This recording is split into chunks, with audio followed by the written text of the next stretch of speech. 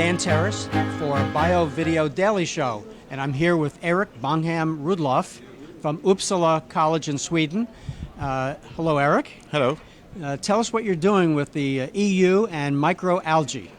Well, I'm coordinating two EU projects that are dealing with next generation sequencing, the new technologies for in very, very fast ways and very cheap ways and very rapidly sequence the genomes or the nucleotides of organisms. Now, why is there interest in microalgae in particular? This is very much because today we know that there are 15,000 biochemical products that are economically interesting for the humanity that has been isolated or identified from microalgae. But the amount of microalgae that we know at the moment is around 35,000 species. And estimates say that there are 200,000 to 800,000 different species of algae. And that means that there is a mountain to be discovered. And I understand that microalgae are used for biofuels in some logical, scientific way. What are some of the other potential uses for microalgae? Well, there are discussions to use it as food for humans, also for feed for animals. And this is very much because you can continuously grow algae, microalgae, in ways that are very usable in areas where you cannot have other kind of crops or grass to feed the animals. What about in oil spills? Are there bacteria that can clean sewage or oil spills? Any of that activity?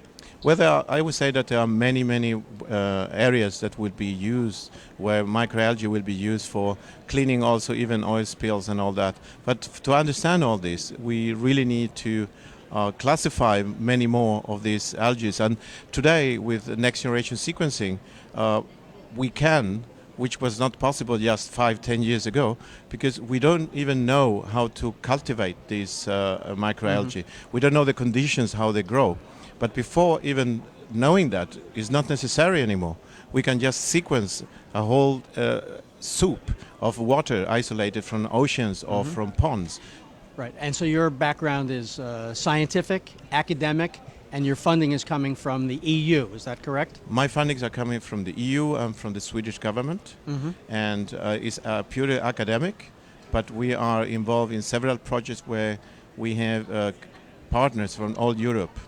And the program you're on later today, these other people talking are also in biotechnology companies, is that correct? Yes, the other members of the panel are people that are coming from industry. So they have another view and perspective about microalgae production.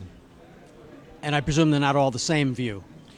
I don't know yet, but I guess that it's a different one, yes. Well, variety helps come up with a better answer, right? I guess so. Then it's a more lively discussion and interesting for the public. And your job is to be the partner for this, one arm of the partner? Yes, I think that what we do in academia usually is to be used for industry. And also, as we know today, we are 7,000 million people living on Earth. And the calculation is that in very few years we're going to be 9,000 million.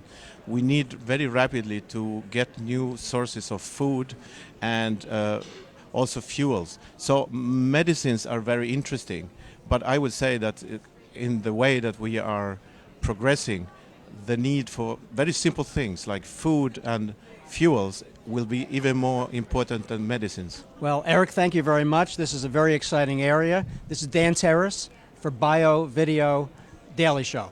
Thank you.